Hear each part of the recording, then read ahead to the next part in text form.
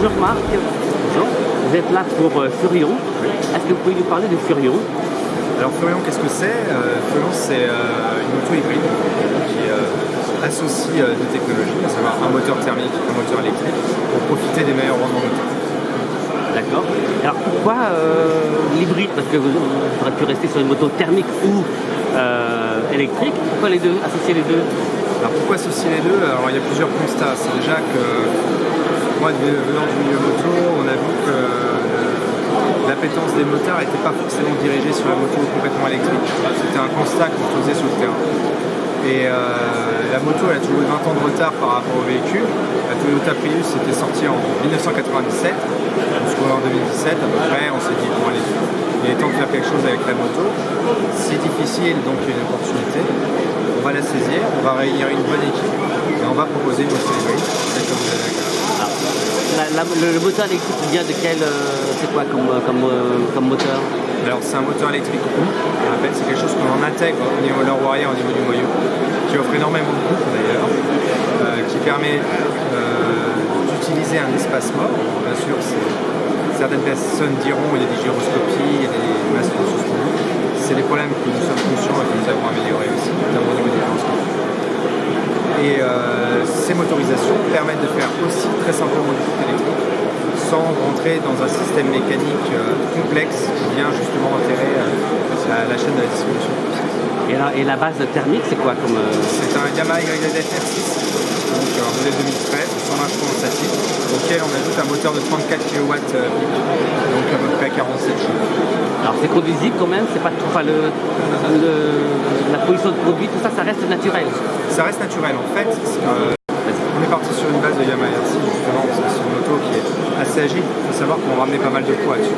J'ai à peu près, on a 55 kg qu'on ramène sur le véhicule. Donc on est parti sur une base de 160 kg à sec. Aujourd'hui elle pèse 215. On va revenir sur moins de 200 kg sur les prochains modèles. Car il faut conserver justement pas mal d'agilité sur le véhicule. C'est un véhicule sportif.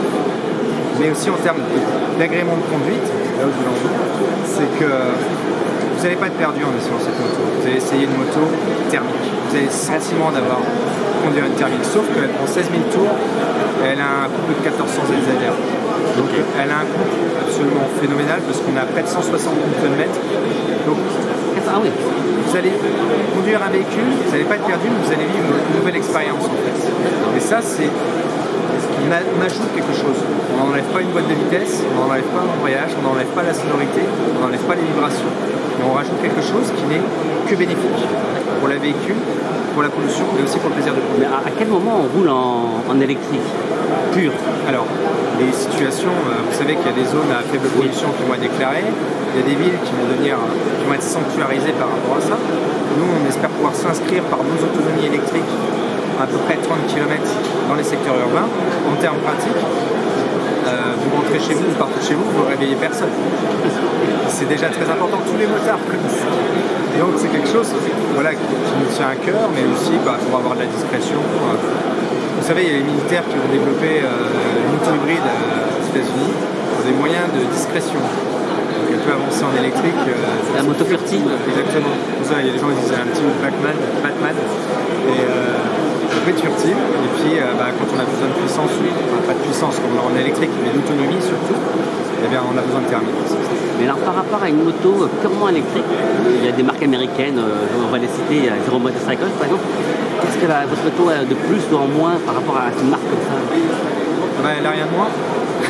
Elle a que des choses en plus, je vais vous dire. Alors elle est un peu plus chère. Ça aussi, c'est une chose. Oui, mais c'est parce qu'il y a les deux moteurs.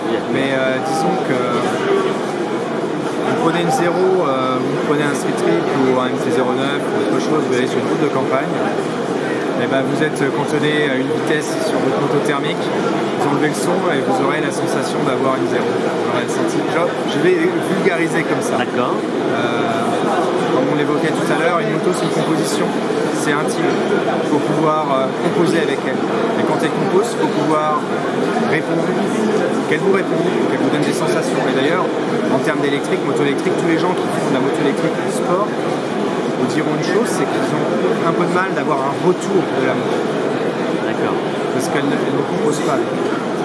Après, il faut s'adapter en tant que pilote, ou conducteur. Il faut s'adapter, bien entendu. Et Niki Lauda disait qu'il était capable de régler une voiture parce qu'il avait un bon cul, parce que la voiture lui parlait, surtout à l'époque. On est convaincu que c'est la même chose sur une moto parce qu'on est davantage sur le autour de la moto. Et donc on doit absolument la sentir. Et c'est ça que l'on doit préserver le plus possible. Et c'est aussi pour ça qu'on fait des briques. Alors aujourd'hui, c'est un prototype. Vous pensez rentrer en production et commercialiser pour Alors là, on est dans un processus de levée de fonds. On a 2 modèles en préparation, donc il y a une surprise aussi sur un nouveau type de véhicule. Donc là, celui que vous pouvez voir, c'est un prototype. Donc le design sera modifié, le moteur sera plus intégré, l'électronique sera miniaturisée, le véhicule sera aussi plus performant dans son ensemble, homologué et achetable. Et ça, à l'horizon dans les meilleures conditions, la pré-série, donc le véhicule qui sera précommandable, sera dévoilé 2022. 2022, c'est pratiquement demain. C'est pratiquement demain à l'échelle industrielle. Ouais. On a beaucoup avancé en fait. C'est un projet qui a commencé en 2015. On a constitué une équipe. On est rentré dans le dur en 2018 uniquement. Et maintenant, on a cette phase d'accélération qui dépend du temps industriel. Sachant qu'un industriel, quand il veut lancer un nouveau véhicule, dans le secteur automobile, c'est à peu près 7 ans. Dans le secteur de la moto, c'est un peu plus de 3 ans, avec toute la puissance financière qui est disponible dès le début. Les groupes, ouais. Ce qui n'est pas notre cas, évidemment, parce qu'on est une start-up, mais maintenant on monte en puissance, ça va se concrétiser. Et alors après, au niveau prix de vente, vous situez dans quel alors, on essaie de les mettre en dessous de 30 000 euros. On fait tout, mais on sait que c'est le plafond. Le plafond, il ne faut pas dépasser ces 30 000 euros. On a les moyens de le faire. Et pour baisser les coûts, il faut mettre beaucoup d'intelligence, beaucoup de cervelle, comme on dit dans le jargon. Il faut faire simple. Il ne faut pas faire une usine à gaz. C'est très compliqué de faire simple. Il faut du temps, de la réflexion des gens. Et alors là, dans votre équipe, il y a vous évidemment. Oui. Et puis il y a combien d'autres personnes On est 5 ingénieurs, donc des conseillers. On a la chance d'être roman, donc on a la vie de pilote aussi, comme Damien Saunier, ou alors on a eu un pilote essayeur, c'est Adrien Charrère, qui est 4 fois champion du monde super moto. On a l'avis de gens qui ont fait beaucoup de préparation compétition, donc si vous voulez, qui ont ce bon sens naturel pour l'efficacité et la simplicité. On a la CEO aussi qui est partenaire de notre initiative. Plein de bonnes choses en fait, on est avec du sport auto.